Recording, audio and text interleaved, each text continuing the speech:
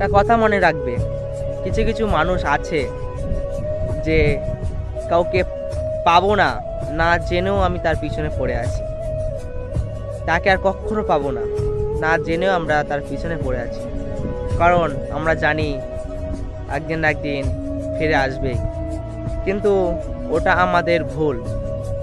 যে গিয়েছে না, সে কখনো ফেরার জন্য যায়নি, সে কখনোই আসবে না।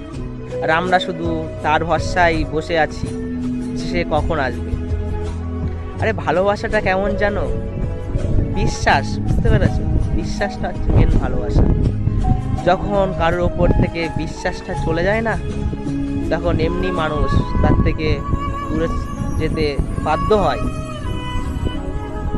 কিন্তু ধরো তুমি কিছু করোনি, যে কোনো ভুল বোঝাবুঝি হয়েছে, তার মাধ্যম থেকে তোমাদের ব্রেকআপটা হয়েছে, মানছি তোমাদের ব্রেকআপটা হয়েছে, কিন্তু সে ভুল বুঝেছে, তার কাছে সেটা খারাপ লেগেছে, সে তোমার বিশ্বাসটা শেষ করে দিয়েছে।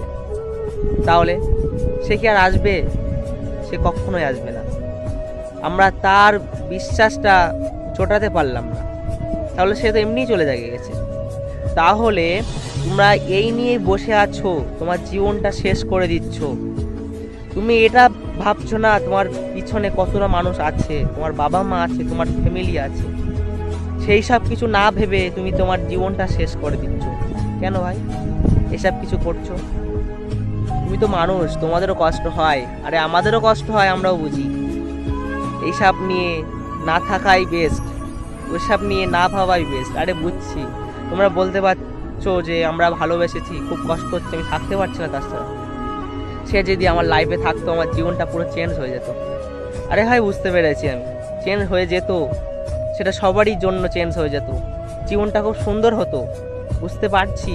কিন্তু ভাই সে এখন চলে গেছে, সে তো আর ফেরত আসবে না, সে তো আর রিটার্ন আসবে না। তাহলে কেন আমি তার পিছনে পড়ে আছি? কেন তার জন্য বসে আছি? নিজের জীবনটা শেষ করার জন্য? কেন ভাই নিজের জীবনটা শেষ করার চেষ্টা করছো? আরে তুমি তো মানুষ আছো, তুমি তো মানুষ, তোমার তো জ্ঞান বুদ্ধি সব কিছুই হয়েছে, কেন ভাই এসব কিছু করছো? এইটা সবসময় মনে রাখবে, ভালোবাসাটা না কেমন জানো, বিশ্বাস নিয়ে গঠে। ভালোবাসাটা বিশ্বাস নিয়ে তৈরি হয়। যখন মানুষের ওপর থেকে বিশ্বাসটা চলে যায় না, তখন বিশ্বাস আর কখনো আসতে চায় না, কারণ সে মানুষটা বিশ্বাসঘাতকতা ঘটেছে। সে মানুষটা ধরো হঠাৎ অনেক দিন তার সাথে কথা হলো না, 5 মাস 6 মাস এরকম করে, ধরে 1 বছর কথা হলো না, হঠাৎ সে মানুষের কথা মনে পড়ছে। সে মানুষটা হঠাৎ অন্য নাম্বার দিয়ে তাকে SMS করছে, তাকে SMS করে তার সাথে কথা বলছে। কিন্তু সেই ছেলেটা হোক আর মেয়েটা হোক, তাকে জিজ্ঞাসা করছে, কে তুমি SMS করছো কেন আমার কাছে? সে তখন বলবে, আমার নাম নিয়েই বলছি, সে তখন বলবে আমি ইরফান। তখন বলবে আমার কাছে SMS করেছো কেন? বলবে আমার ভালো লাগছে না, আমি তোমাকে ছাড়া বাঁচতে পারছি না, তোমাকে আমি খুব ভালোবাসি, আমার কোনো দিক থেকে আমার মন লাগছে না, এই জন্য আমি তোমার কাছে SMS করেছি, থাকতে পারছি না। তখন সেই মেয়েটা বলবে বা সেই ছেলেটা বলবে, আমি তোমাকে চাই না, তুমি আমার বিশ্বাসটা ভেঙে দিয়েছো, আমি তোমার সাথে থাকতে চাই না, তুমি আমার যোগ্য নয়। তখন ছেলেটা হোক আর মেয়েটা হোক, তখন চোখ দিয়ে পানি পড়বে সব সময়। তাহলে তুমি কষ্টের জন্য তার কাছে SMS করেছো, না তার সাথে কোনো কিছু টাইমটা কাটানোর জন্য, তার থেকে কিছু খুশিটা পাওয়ার জন্য তুমি টাইমটা তার কাছে SMS করেছো, সেই টাইমটা তাকে দিয়েছো? তাহলে ও তখন তোমাকে এরকম কিছু বলবে, তখন তুমি সহ্য করতে পারবে? তো সহ্য করতে পারবে না, কারণ তুমি তাকে সত্যিই ভালোবেসে ফেলেছিলে। আরে ভাই এসব কিছু ছাড়ো, এখন জীবনটা ভালোভাবে কাটাও, এখন পয়সা করে ইনকাম করো, টাকা ইনকাম করো, তাহলে দেখবে তোমার লাইফটা পুরো চেঞ্জ হয়ে যাবে।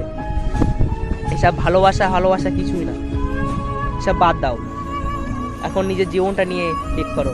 এইসব কত কিছু হয়েছে লাইফে, আরে কষ্ট, এই ভালোবাসালে না কিরকম জানো, ভালোবাসাটা আসে শুধু কষ্টের জন্য, মানুষকে কষ্ট দিয়ে চলে যায় ভালোবাসাটা, আরে শেষ করে দেয় ভালোবাসাটা মানুষকে।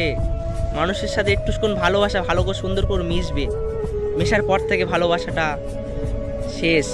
কেন ভাই এসব কিছু করছো একটুখানির জন্য, কয়েকদিনের জন্য এসব ভালোবাসা, তারপর আর কিছুই না। নিজের লাইফটা আমরা শেষ করে দিচ্ছি।